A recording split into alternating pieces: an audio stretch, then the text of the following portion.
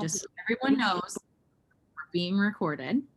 So I would like to introduce to you all our distinguished Atlanta. This is what I mean why I don't talk. I just find the people to talk. I would like to introduce to you our distinguished woman from America for 2021, Elif. Hey. All righty. It's 2020. Oh, 2020. Are you? Yes. Right. I always get. No worries. I'm confused too. I have no idea what day it is. Well, thank you so much for having me. I'm beyond excited to be here. The California program is something I'm a big fan of, absolutely. It's so great to see all of your beautiful smiling faces. And I'm honored. Thank you for having me. I hope you all are having a wonderful start to your state week. I am coming from the national office. I'm actually very excited to be here to kind of help with the transition of our new DYW, Destiny. She's out getting her portrait and all her pictures taken. So she's doing all the fancy stuff right now. But yes, I'm in the Nationals office where the entire office is covered with these beautiful portraits of all of the past representatives. So it's a really cool sight. That's very awesome. And like how poignant for our little discussion today. So I will just turn it over to you. Anything you want to talk about, your experience with DYW, be your best self. Our focus this week is just any kind of takeaway we can get. So we're just excited to chat and listen to you. So whenever you're ready, you can set us off, or if you want it to be more casual and you just want to chat with us, just let us know. Absolutely. Well, I guess I can tell you all a little bit about myself.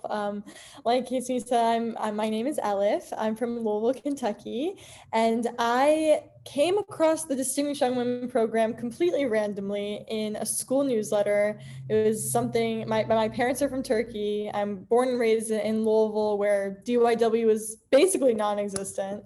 It was just not a really big thing that I grew up with. And I heard about it as an opportunity to play piano, which was my talent. And so I decided to sign up. And that was 2.5 years ago. And I can, with absolute certainty, tell you that those last 2.5 years have absolutely changed my life. Never once, I think when I won my local, I didn't even know there was a state level. So never once did I predict any of this. I didn't know what I was doing at any point. I went into state completely, alone. I didn't have any preparation. No one knew what I was doing. And then somehow made it out of there. And that was my last in-person program, and just had the best time connecting with my friends and people from across Kentucky places I'd never been or heard of. And so some of those girls are still my best friends to this day. I mean, I can't stress to you how close we are. And then after that, the Kentucky program, who was just such an incredible team of people who really know what they're doing, kind of whipped me into shape. And I just grew so much from that January to the June of last year. I think that I'd always had ambition in terms of speaking and wanting to get my voice out there, but I got the tools and the opportunities to be able to do that with this program. So I think before we even went into national finals, which was virtual for me, by the time I'd submitted everything and done my interviews, before we even watched the show, I was just so at peace and so full of gratitude for all of the growth I'd seen, because I could feel that transformation. So nationals night was certainly a huge surprise and a huge honor, and it was just a really crazy ride this past year, obviously dealing with a lot of hurdles from being representative in a pandemic, but every moment was just so fun. We got to do so many new things, especially online. I think increasing the online presence was something I was really excited to be a part of. And I was home last year from school, so I completed my first year at Columbia online at my house, and just got to really give my all for this program, which I was really grateful for. So now that I've passed it on, I can just look back and really see, which is weird. You don't usually see these types of things, but I can feel the confidence and the maturity and the kind of exposure that I didn't have 2.5 years ago. So I couldn't be more grateful for DYW. And I know that, something I always say is that one person goes on from each program to represent that program and goes on to the next level, but every single participant has the opportunity to have their life transformed, truly. So I hope you all really get to experience that this week. That's awesome. That's kind of the theme of our week, is that every person is going to leave with something.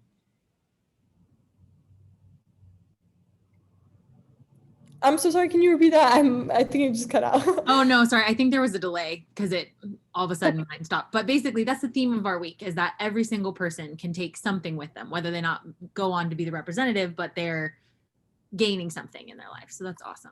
Absolutely. I completely agree. And I think that especially for me, I come from a science and math background. I don't know if any of you can relate. I'm sure you can, but that tends to be a very male dominated and very kind of cold and competitive world. And so coming into this, I wasn't used to your competition. And I do say that very lightly because it really doesn't feel that way. But the people you're, participating with, being so supportive of each other. I really wasn't, I was kind of wary of it. But really what I've learned is that every person in this program, no matter if they're an alum, a volunteer, a fellow participant, supports you at every step of the way. And I know that sounds like cheesy or exaggerated, but I couldn't believe it when I experienced it. So I really do think that's one of the best parts. I think the alumni network is so phenomenal. I have just went off to college. I rushed, if any of you are planning to do that. And everyone has some sort of connection to DYW. Someone's heard of it, someone's niece did it. And it's just a really powerful thing to be able to have sisters across the country that you don't even know yet, but who will do so much to support you even after your time in the program.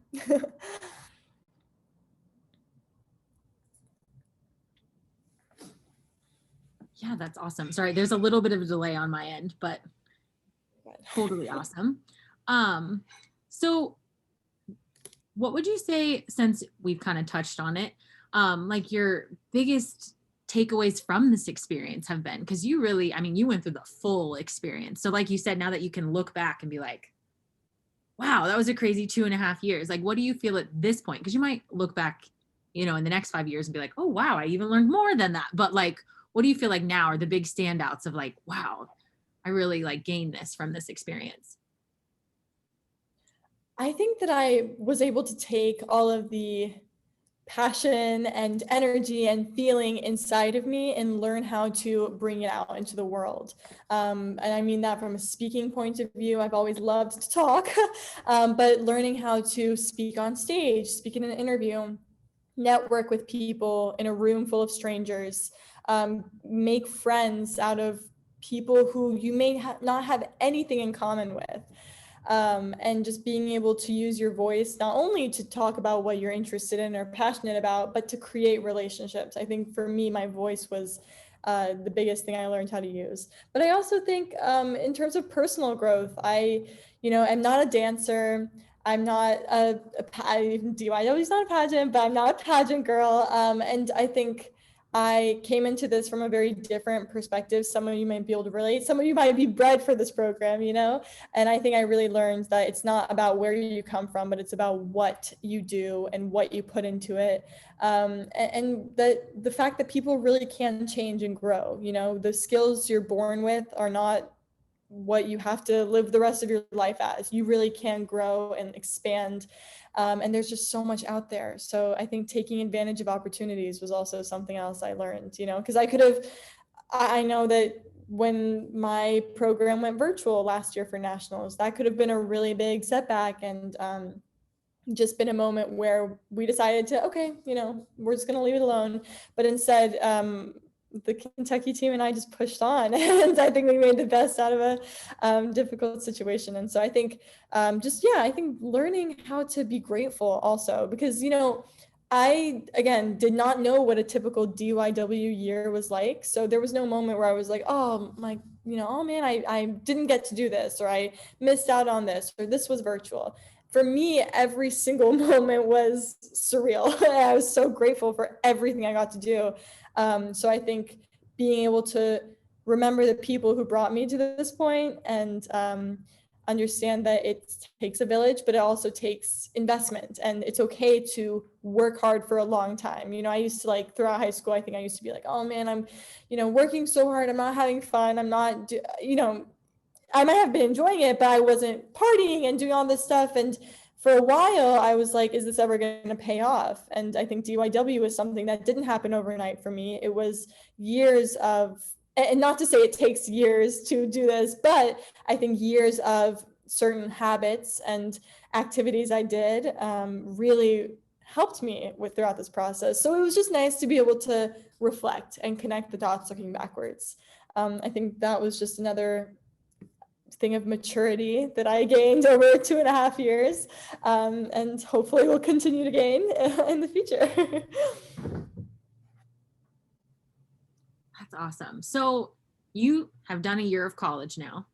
You rushed. Sounds like you had a lot of fun. How did DYW help you with that?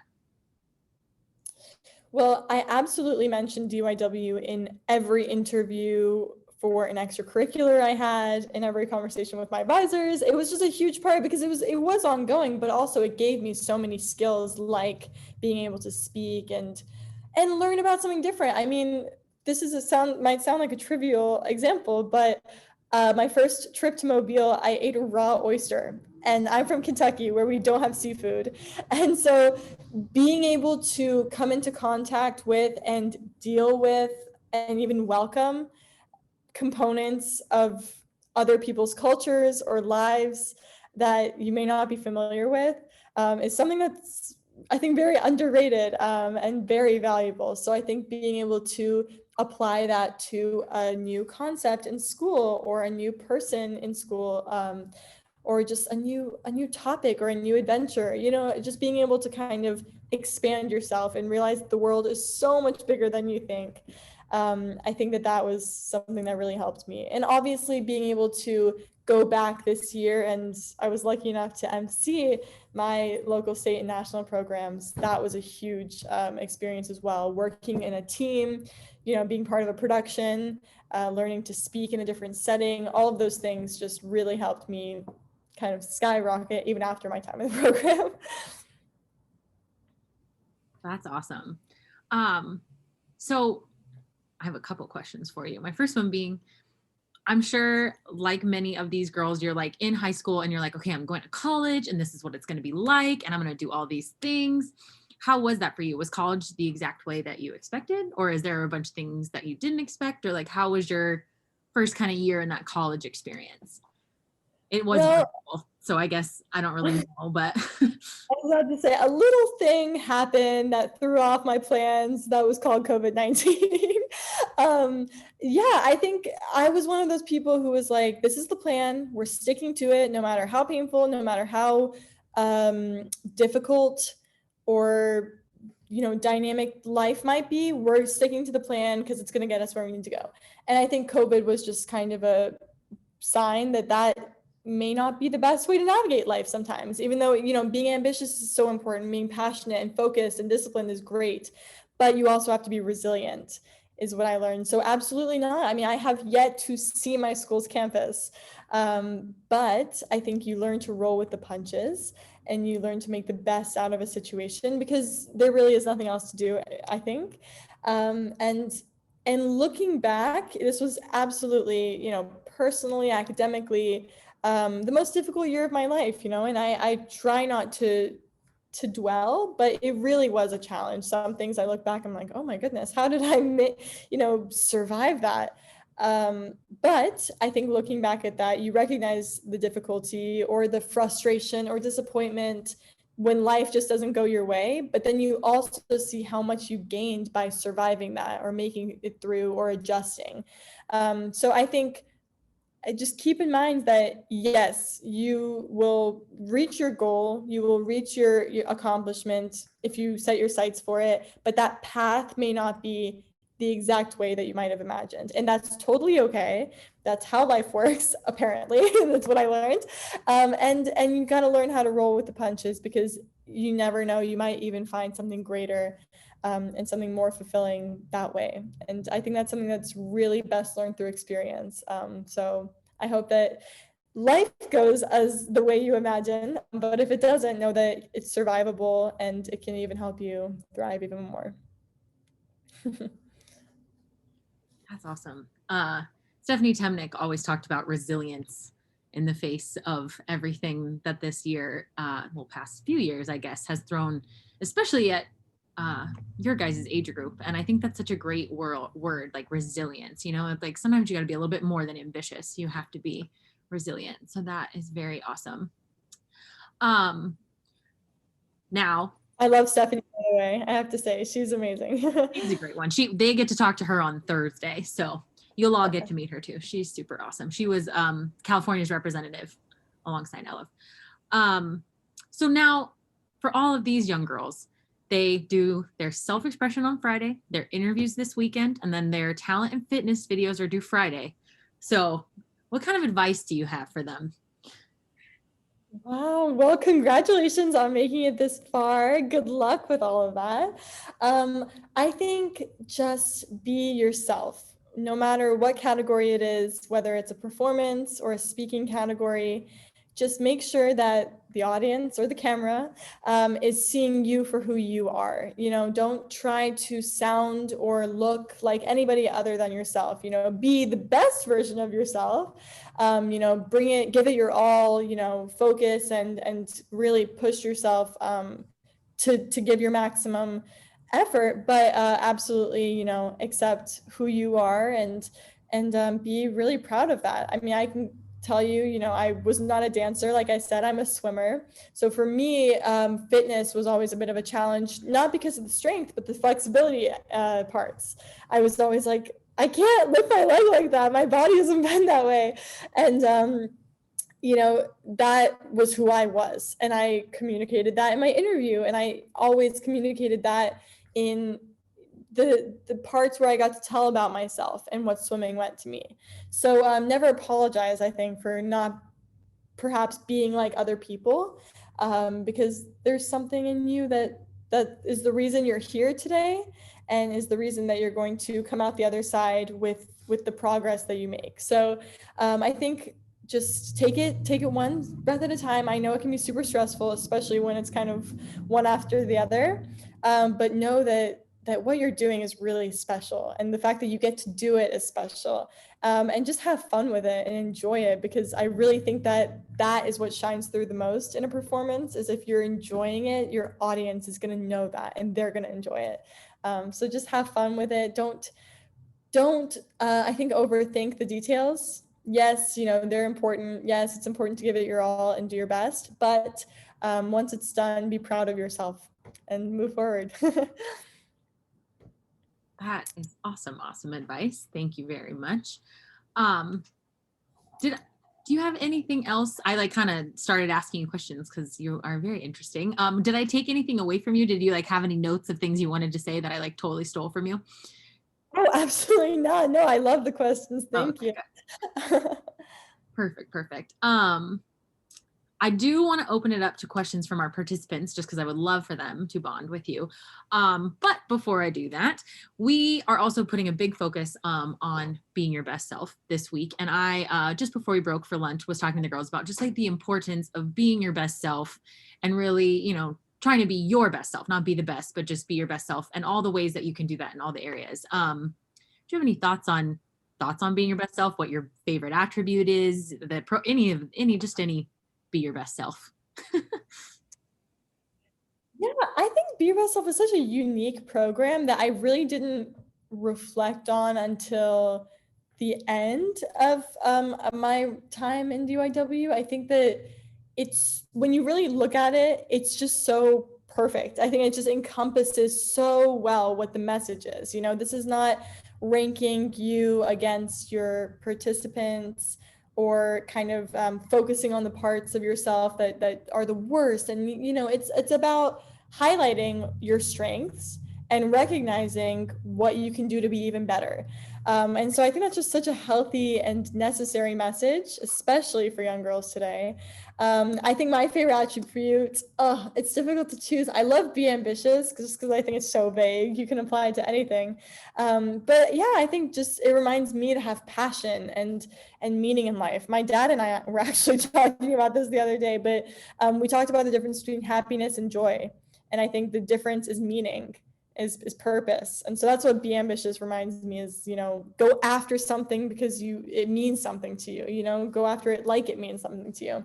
So I think with Be Your Best Self, I think it's not about checking all of the boxes and being perfect all of the time, but instead kind of having support in remembering, you know what I mean? Like when you're tackling something in school or with your friends, it's just a healthy, helpful reminder of, how can I apply a moment of growth or a lesson to this? You know what I mean? Like any conflict, any difficulty, any disappointment, any failure, you can find something within there. Is this the healthiest option for me to do this?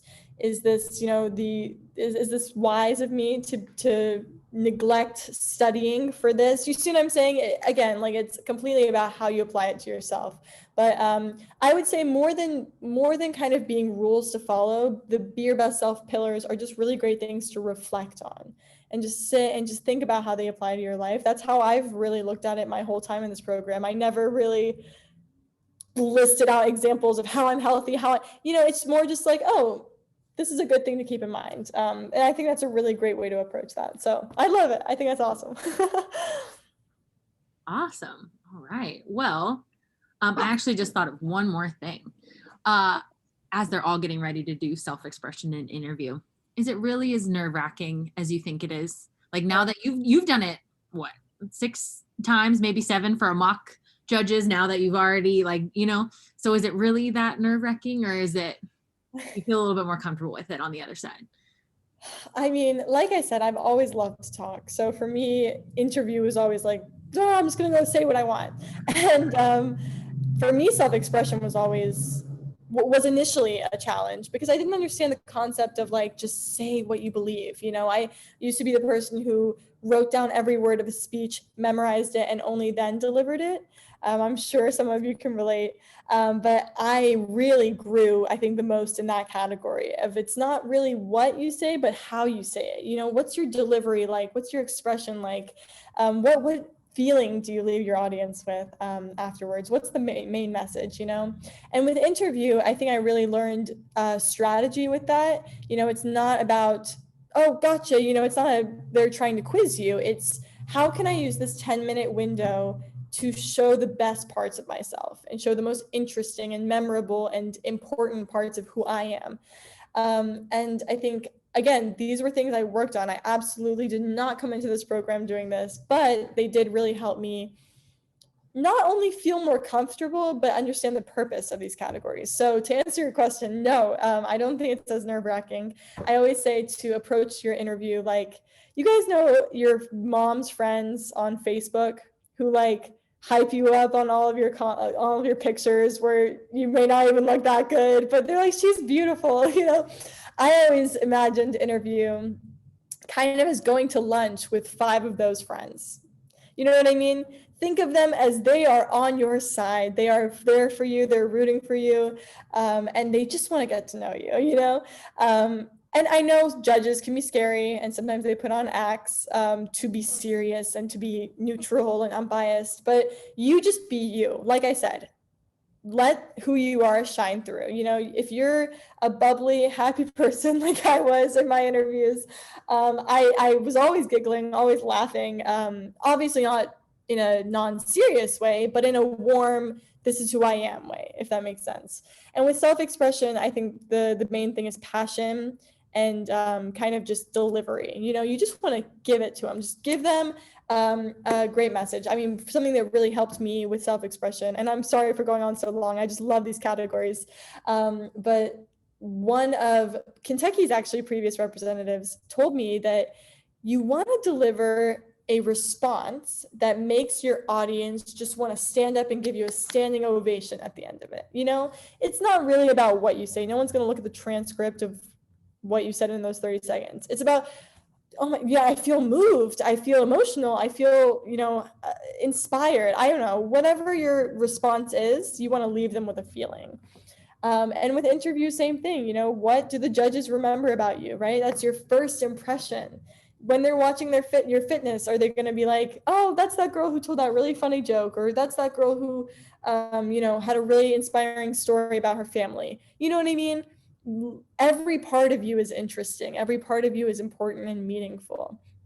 You are allowed and encouraged to share that during that time. So I think just keep that in mind. Don't try to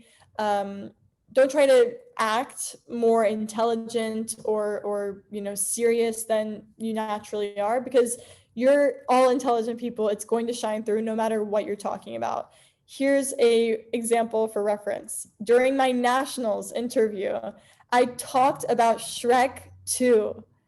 Shrek, the sequel, the movie, and why it was my favorite movie. Yes, I see Sophia likes that. I mean, you know what I mean? And so, but I used it to talk about my family and my childhood and the message behind the movie and all that stuff. So again, who you are is going to shine through if you let it. Don't try to block any parts of yourself, if that makes sense. Just let the best parts shine through. So I'm sorry that was a lengthy response, but I really do love those categories.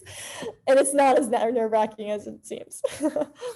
That was a fantastic response. The going to lunch with your mom's 5 friends is like the best analogy I've heard in 30 years. Like, that's exactly what it's like. They're all on your side. They all want you to succeed. They just want to know everything about you. That's perfect. I love that. Okay, well, now I was going to turn it over, but now I have a follow-up question. Since you had such epic advice on interview and self-expression, do you have any advice on talent and fitness? Some of them have filmed, but some of them have not. Yes. So obviously for talent, everybody's different. You might be a dancer and take up a lot of space and movement. You might be like me, a pianist, and just sit the whole time.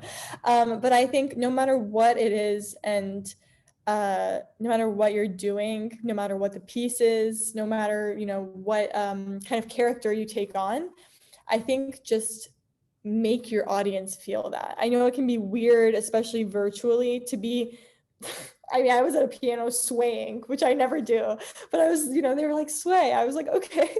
But then you look back and you're like, that's a really moving performance as opposed to someone just playing notes. You know what I mean? The rubric is the same for every talent performance, and it includes stage presence. So if you're a dancer, obviously taking up space, but if you're someone who's giving a spoken word poem, or I've seen so many things, people playing instruments, you have to figure out how to use your space, your movements, your expressions, your costume. You know what I mean? Just because you're playing an instrument doesn't mean you should forget about hair and makeup and outfit. Have fun with it. I always used talent to just wear the poofiest, longest, most outrageous ball gowns you've ever seen, because that's what I wanted to do, and I liked it, and that fit my character, So just pay attention to more than just hitting every note or hitting every step. You know what I mean? Look at it as a performance overall, and make your audience feel something. And with fitness, I think same thing. Don't be so focused on, oh my gosh, I got to get down all the way on my push-up, or I got to lift my leg up to this angle. Have fun with it. It's a choreographed routine, like even if you're not a dancer, if you look at my fitness routine for nationals, I'm having the time of my life because it's funny. You know what I mean? Like, I'm having fun. And just, obviously give it your all. Have energy. Nobody wants to watch a lazy performance. Not that any of you would, but you have energy, bring movement to it, match the routine, but also, smile and enjoy it. And that energy will both translate to your audience and give you strength as you complete these very rigorous exercises. That's my advice. That is awesome. All right. Well, thank you for all of that advice. I feel like I'm glad I recorded this. I'm saving this for later.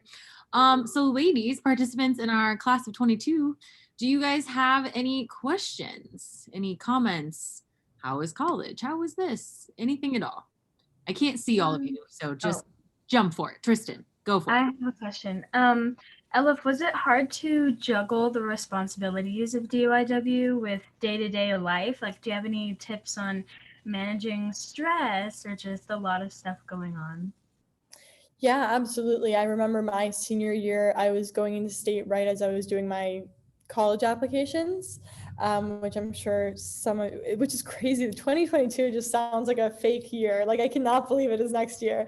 But I'm sure, all of you are gearing up for that. So first of all, good luck with all of that. But yeah, it's a stressful time. There's a lot to get done. You're in high school, you're busy. And you're taking on this really incredible, but very, commitment requiring program. So I'd say give yourself lots of time to get things done. Support yourself, make it as easy on yourself as possible by setting yourself reminders, talking to people, asking for help. I think that's a huge thing I learned. It's never shameful or embarrassing or makes you lesser to ask for help in anything. So I think reach out to the incredible alumni network, the incredible California team, your parents, your family, your friends, anybody who can offer you any support. I think just kind of rely on them, but also, kind of, again, ambition, like, approach it with, I'm going to do this. I'm going to get it done, whether it's like a school assignment or if it's a DYW, I don't know, form or video. I guess you guys are completing this soon. I had a lot of like very interesting little posts I had to make this year where like Tara would ask me like, hey, can you send me a picture with your ring? And I'm like, now I got to get in hair and makeup. And you know what I mean? Just like kind of have efficiency with your life and just breathe. I think in the end, it all gets done.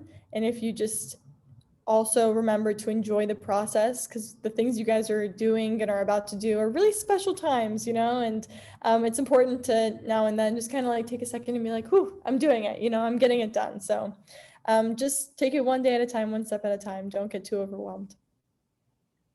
That's a great question, Kirsten. I had a question. So you mentioned going into a male-dominated field. Have you ever struggled with kind of having imposter syndrome? Like feeling like you really are kind of like an outsider, but you want to do your best at what you're doing? That's a really great question. That was something that I had never really understood until this past year with college. I think being virtual, never having met my classmates or professors, being stuck at home in a really difficult situation. Absolutely. I mean, you're like, I don't deserve to be here, or even if I do, I'm nowhere near matching these people. First of all, it's wrong. It's completely false. No matter what you may think, I'm someone who really believes that everything happens for a reason and you're where you're meant to be. So absolutely don't doubt yourself at all.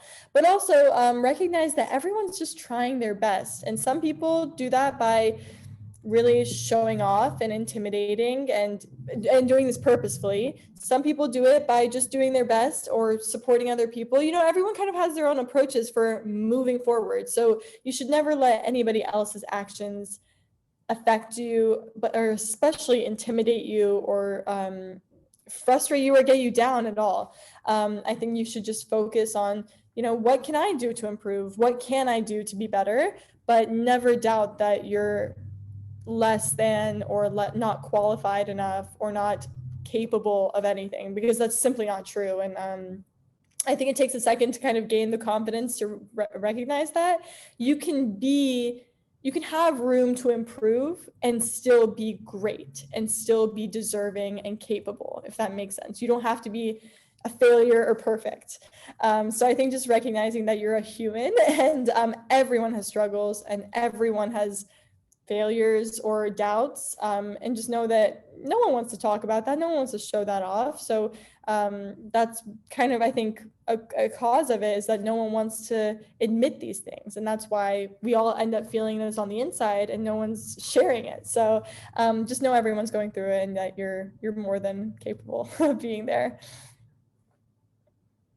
I will say also, I'm so sorry. I do have to say that you started your question with mentioning going into a male-dominated field. And whether that's the case for you or not, I do have to say that something I'm really grateful for is that my mom was she has like a PhD, and she's very outspoken and very, very put a lot of weight into being a very independent woman for myself and my sister, which is I'm so grateful for it. And I will say that you kind of standing up for yourself and using your voice in situations or times where you don't feel comfortable or you feel taken less seriously, or kind of excluded or anything like that, whether you're in a male dominated field or not, whether it's by men or by someone else, by women. First of all, you don't have to ever feel apologetic for that. You can absolutely voice your concerns or your opinions or just your thoughts in a way that's not kind of hostile or without animosity. You can do it in a really professional, really intelligent, eloquent way. And I highly encourage you all to always do that if you feel like you have something to say, but you're scared to say it, or you're scared someone will make fun of you or think you're extremely serious or think you're mean, or stuck up. You know what I mean? Like, anybody can call you names, anybody can be intimidated by you, but no one can make you stay silent. So I'm not saying to completely, burn all your bridges because someone might have hurt your feelings. I'm saying to handle it in a really diplomatic way, but to always handle it and to make sure that you feel comfortable by the end of the day. So just wanted that on. Thank you, Reagan. I had a question. I was wondering, how did you bond with your professors over online school? Because I know with like classmates, you guys can exchange numbers and texts, but it's not like you can like text your professor, if that makes sense. Yeah, absolutely. I mean, you can't text them, but you can email them. So I think from the beginning, just, establishing good communication, even though it's hard and some of those classes have like 300 people in them. I also think that using your resources, as awkward as it might seem to go to office hours or to send an email or even raise your hand in class, especially over Zoom. I mean, I'm someone who's not really shy about these types of things normally, and I was terrified in my 300-person chemistry lecture, to ask a question. What if it's a dumb question? What if, it's been said before, all that stuff. You got to just kind of put your pride to the side and just say, I'm here for my education. I'm here for my own success. I got to do what I got to do. So establish those relationships by just do it. Just ask the question, go to office hours, send an email, and be consistent with those things, because I really do think, again, I've only been through 1 year of it, but I do think that is recognizable, and that's, it's memorable when students put that attention and effort forward. Hopefully you guys won't have virtual professors though. Hopefully by the time you're in college, this will all be over. I had a question about your college experience. I know that you were in person or whatever, but you said that you went to Columbia, which is in New York, right? Yes. Yeah. So one of the things that I've struggled with the concept of college is just kind of leaving home. From what I've learned from everybody around me is that getting out of state or just leaving your hometown for a year or more is kind of the best to improve on yourself and to kind of learn who you are as a person.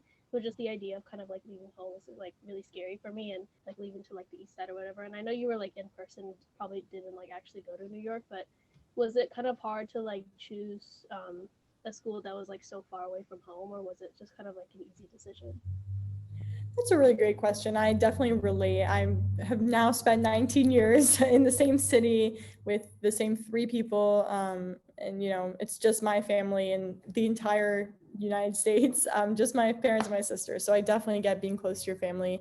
And yeah, my goal was always to go out of state, just because I wanted that from a young age, so that I always focused on that. But it did become a very real thing recently, especially after DYW was done. I was kind of like, whoa, I'm leaving in a few months, and that is difficult, and it is painful for a little bit. I obviously didn't go off to college, but 2 years ago I spent over 2 months in Turkey by myself, just living with some relatives, away from my family, my parents. And that was kind of a taste of what I think college is going to be like. You're in this new place, you're basically alone, and you have things to do. You're not just on vacation, you know, like you're there for a reason, and that can be a little bit of pressure. So I think for me, I really did have a moment where, you know, shed a few tears, definitely. And I say that very lightly. I have Snapchat memories of me sobbing. But you know, and that's because I'm very close to my family. But I will say there is pain in that. And everyone I've talked to has described that initial pain. Excuse the Alabama drivers. But I will say that you never forget about them. You never feel like you're completely okay with being away, but the pain does lessen and you become part of a routine. You have a new lifestyle, you're busy, you have things to do, and you become okay with that distance because you know they're still there. For me, I talked to my mom on the phone every single day that summer, and that really does help. You know, I think some people are like, I'm just gonna cut it off and feel better. That would not have worked for me. Just stay in touch, and know that you're leaving to do something great. You know, like I think travel, going out of state, seeing new things is just so important. And I'm so grateful I got to do that with this program because I just learned so much just by going to a different place, you know? So if you just remember why you're there and focus on that while also remembering that you have a family and home that loves you and is supporting you and that you love and that you'll see soon, it gets a little bit easier to get through. So don't be scared if you do have those moments of pain, or deep sadness, but know that it does get a lot easier. Yeah. So I was wondering, how did you know that Columbia was the right school for you? That's a great question. I actually do you guys know what a likely letter is? So some of you might know, I found this out literally 3 days before I got a likely letter from Columbia, but it's basically where before the official results are out for admissions, a school sends you either a call or a letter and they say, hey, you're a likely candidate for admission. It's kind of a strategic, move to get you. It's a promotional tactic, but I actually got a likely letter from Columbia as part of their scholars program. So that was a huge incentive for me. Just a bonus. I always wanted to be in a big city, and obviously New York is as big as it gets. And obviously the academic caliber was something I was really interested in and really liked.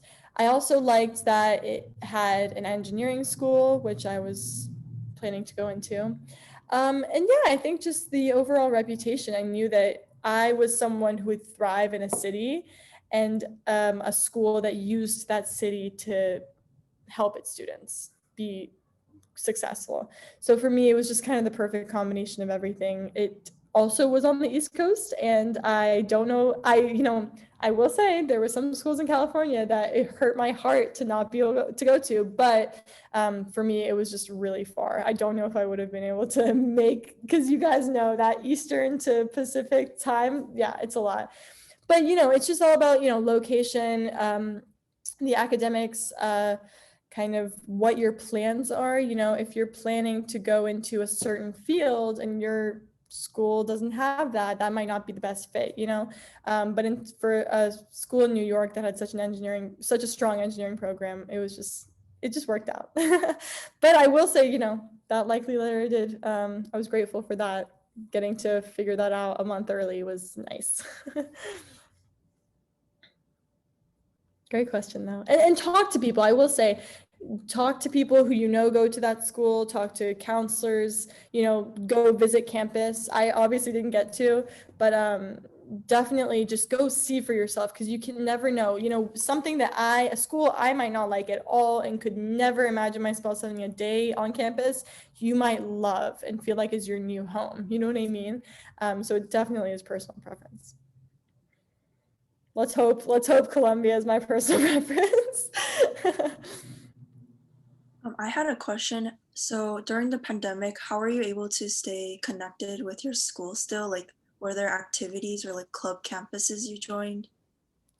Yeah, that's a great question. So I did join a few extracurriculars. I joined like a Society of Women Engineers, and was on like a marketing committee for that. I originally joined a media organization, but I'm not able to do that anymore just because it's too much like time commitments. So definitely balancing them is important. I am on the swim team. I walked onto the swim team, so I'm very excited about that. And I also rushed, like I said. I mean, all of those things just gave me I think rushing and the team, especially if you can get that kind of community, it's like a built-in family for sure. That I'm so excited. I have a roommate who I know because she's in the engineering school, but she's also a diver on the swim team. So it's just nice to be able to kind of be presented with opportunities to meet people who are like you, and who you're going to be working with for a while. You develop some really special relationships, and it keeps you sane when you're isolated in your house for sure. Well, I'm interested in knowing how you prepare for your live speaking presentations, especially for the national showcase this year. Oh, that's a great question. Sorry, there are some visitors outside the building. I'm just looking at them out the window. Got really scared. I thought it was like about to be mobbed. Okay. It's funny because speaking to me was always something I just really enjoyed, but then live speaking was always something I was terrified of because I just did not trust myself enough to say what I wanted to be perfect. And I think letting go of that idea of perfection is so important. It's more about the message. Again, like I said, for self-expression, what are you communicating, not how is every syllable pronounced. So for all of my interviews and talks like this and everything like that, I just come with messages I want to share and points I want to make, and really understanding the context. For showcases and like those, I guess virtual programs is really the only example. I did love the opportunity to MC, and there for the Kentucky program we had cue cards like Saturday Night Live. It was so funny. I got to do that, and then for nationals we had a teleprompter that we did get to rehearse with, so that was really nice. And being able to I got to work with Amy Goodman, who was a California representative in 1991, became the national representative. Overall icon, overall legend. She emceed so many programs that I binge watched as I was preparing for a state. So I was thrilled to get to work with her. But getting to have that timing and that comfort with the teleprompter it was rehearsal. I will say for a lot of the like Be Your Best Self videos or social media promotional posts and everything like that, I think clarity of speech, feeling comfortable in front of a camera, managing your expressions. It's not just about the words you say or your voice, it's kind of the whole body. So I think just being aware of all of those things, it's something I've grown to be more comfortable with. Another question just on college and college admissions.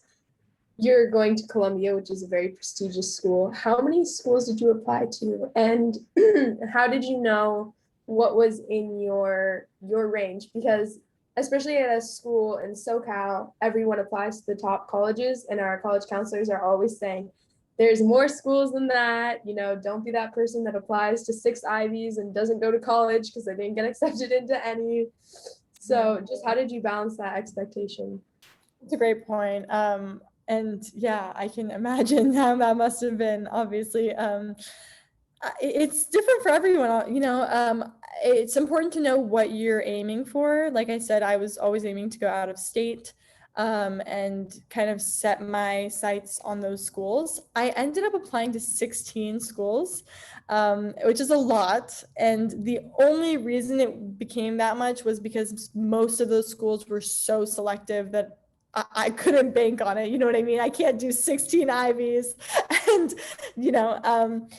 and so I did have a lot, and it ended up being kind of staggered, but it was very stressful getting those in, I'll be honest. But I just kind of had an upside down triangle, where at the bottom I kind of have my safety schools, my in-state, and I will say this before I list them off. You need to make sure that every single school on your list is one you would be happy going to if it was the only one you got into, because that's a very real possibility that one of those schools, you might only get into one, and you got to be happy going to it. You know what I mean? Don't waste your time applying to a prestigious school just to prove you got in, or you know what I mean? Go apply to schools, no matter how prestigious, that you want to go to. So yeah, I applied to safety schools in Kentucky that most of my friends go to, that I would be happy to go to. And then I just kind of built it up to like my, what are they called? Reach, I guess, target schools. I don't know. Everyone has different words, but schools that, you have a good chance of getting into with your stats and that you would want to go to. And then I had my dream schools that you just gotta shoot for. Never say never. You never know how it's going to work out. I cannot stress this to you enough.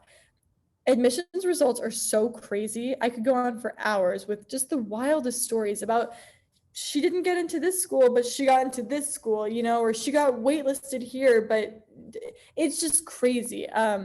And so just never at any point in the process give up or shoot yourself in the foot by just not believing in yourself. Just absolutely aim for what you want. Whatever you do want, aim for it. So yeah, I think just know what you want and then move from there is my advice. These are such great questions. I love them. Do we have any others? I just wanted to say, I don't have a question, but I just wanted to say, like, I've enjoyed all of your little things, like you've said, like the college thing and all of that. Like, when I apply to nursing school, and it's super competitive, especially if you're like going out of state, and I only want to go out of state really. So like just hearing, oh, I applied to 16 schools, which is what I want to do, and hearing it's worth it makes me so happy. And also your points about interview and self-expression. Like, I love to talk, but I hate doing public speaking. I can't stand it. But I love that you like said you were talking about Shrek 2 and like you won, which is so like, that's such a relief to just like be yourself completely and be completely fine and like possibly win. I love that. So it just makes me really happy and like super calm for the whole week. So thank you. Oh, absolutely. Thank you for saying that. Well, first of all, good luck with all of that. Like I said, absolutely it is worth it if you just don't and there's also this syndrome, I don't know what you would call it, but where people just judge. People are just judgy. You know what I mean? Like, you do your thing, I'll do mine. Some people might apply to 3 schools. No one will, it doesn't matter what anybody else is doing. You do you for sure. And everyone's situation is different. But yeah, absolutely. I think I was someone who didn't really believe in that as well. Like, oh yeah, be yourself. Okay. Like, no, you got to be the best. Yeah. But it's not about that because there's no formula for the best. It's about presenting you the best you can, if that makes sense. And that's absolutely everything you said is so correct. It's a weird combination of being on it and just, giving it your all and giving it your best effort while also maintaining perspective about like, I'm an 18, 17-year-old girl and this is my life. You know what I mean? So I love it. You summarized it very well. Awesome. Does anyone else have anything? I don't want to cut anybody off if they do have a question or a comment. I just wanted to ask, what was one of your most memorable moments in your Distinguished Young Woman journey? Oh, that's such a great question. I have so many. I think that the night of national finals last year, we had a big watch party at my house and we had so many people coming over. I don't even know how they found out, but a lot of them were, like I said, my best friends from state. The runner-up from my state program was there, and she goes to Chicago now. She's amazing, and she's one of my best friends. Several of my state participants were there, and I was so nervous. We had Qdoba catered, and I couldn't eat any of it, and it's one of my favorite things to eat. I was so nervous I couldn't eat, which was a bummer, but I like saw people arriving, and I was like, I pulled my mom aside. I was like, Mom, like, we don't even know top 8 yet. Like, what are we doing? And she was just like, well, we'll cheer on whoever gets top 8. And so, every step of it was a surprise. But being able to celebrate that complete, out of the blue honor and excitement and joy with the people who were there with me throughout the entire journey, the people who supported me, my family, my state chair people. It was just amazing. That was really memorable. And yeah, I think just that moment, it was weird. I will say, the moment that it was announced on my TV, I will say that when it was announced at my local, when it was announced at my state and at nationals, I had the exact same feeling. And that's what I'll never forget, which is where this, like, in my head, Distinguished Young Women is this gigantic, powerful, incredible program. Like, you know what I mean? I'm sitting in the headquarters right now, and in my head, it was this huge thing that I was so in awe of. And then in that moment, it just like became my name. You know what I mean? Like, it was every single time I had that feeling. And so I think it's just a reminder to not be scared of this process and to not be doubtful of yourself, because it's weird to think that, like, looking back now at age 17, that's the girl that ended up being here. But like, no, like, she had it in her, you know what I mean? And all of you do too. I really do believe that. So please, yeah, I think it's a memorable night overall. I don't know if you guys have seen on the I'm old now. I'm not relevant anymore. But when it happened, Dora Guo, who was the 2019 representative, she and I had like an interview live on Instagram afterwards. And sometimes I just look back at that and I'm just like, I was so, like, you just snap into it. You know what I mean? You're in shock, you can't believe it, but then you become it immediately. And that's what I see happening with Destiny. You just slip into it. So there's no moment where you're like, yes, I'm now deserving of this. I'm now deserving to be my state representative or my local. That's you are that person. So yeah, I think that was a lesson of confidence and self-esteem I had to learn, and that I encourage all of you to pursue as well. That's a great question though. Thank you. And I'm muted. That was awesome. Thank you. That like gave me goosebumps a little bit. We are wrapping up. Does anyone else have any questions or anything like that? I want to make sure you all have the opportunity if you want it. If you had to give someone just one big piece of advice for distinguished young women, what do you think it would be? Such a great question. Here I am just saying an hour of advice and wrap it up in one. I think it's to be unafraid. And I mean that in so many ways. Like for me, I almost didn't do my local just because I was like, oh, I don't know if I have the time. I don't know if I would be the right fit for it. I almost didn't do it. And my mom kind of was like, you really should. Actually, my mom went to my orientation. I didn't. I was like busy doing homework and she came home. She was like, yeah, this is something you should really check out. And then, that happened when I went to state. I mean, like I said, my local was small, but Kentucky's program is cutthroat. Like these girls have been bred for DYW. Their local counties shut down on the night of the program. It's such a big deal. I was like, what? There's many of them have done pageants. I was so intimidated, even going into nationals. I'm kind of a private person. I'm not like the most I am social, but I don't think I'm the most like extra person about that. And some of the state representatives were so just, and that's, them, they're very explicit and very extroverted about that. I also got intimidated by that. And so at none of those points was that necessary for me to get intimidated, because I didn't need to be like them. I needed to be like me. You know what I mean? So, and I also mean that for college, and I also mean that for opportunities outside. Every single one of my greatest memories and things I'm proud to have done came from me raising my hand and speaking up and saying, I'll do it, I want to, may I, just using your voice. And 9 times out of 10, you might get a no. And it may be a failure or a disappointment or just not, but if the more you put yourself out there, the more great things are going to come towards your way. So by no means am I saying to put other people down in that attempt, but to kind of lift everyone up and say, let's do this. And if nobody else will, I will. You see what I'm saying? So be unafraid, go after every part of it, enjoy every part of it, because it's such a unique, special journey that you guys get to be a part of. So yeah, thank you for that question. And I do apologize for how long I've been talking. I know I just have so much to say. Oh, this was our perfect hour with you. I'm very excited. Thank you for letting me chat your ear off after nationals so I could get you here, because I'm so glad that we could make this happen. I think that was, I could rewatch that. There was so much advice in there. I'm sending you all the video tonight if you want to rewatch, as I will be. Well, thank you so much for joining us today. I'm blown away. I'm sure they are. Big round of applause. Thank you from everyone. Yeah, have fun here in Mobile, showing Destiny around. That should be fun. And just thank you. Thank you. Thank you so much. I just want to say thank you for having me.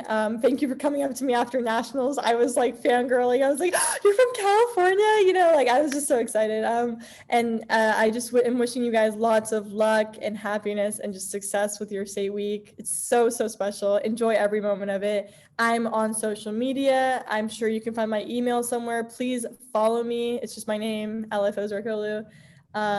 Reach out to me about DYW, about college, about life. Reach out to other DYW people. It's just so special, and I really enjoy getting to hear from you guys today. So thank you so much. I loved it. Thank you so much from everybody. Bye. Well, thank you. We'll see you next time, and I will be in touch about how you can work with the California program in the future. Oh yeah. Bye. Bye. Thank you. All right, everyone. That was awesome. Our next speaker, Miss Isabella Caputo, is here. But something you should all know about me is I have the tiniest bladder ever and I need to pee. So I'm giving everybody, like Isabella's like, yes, she does. Everyone gets 2 minutes. I will meet you all back here at 03. Okay? Be right back.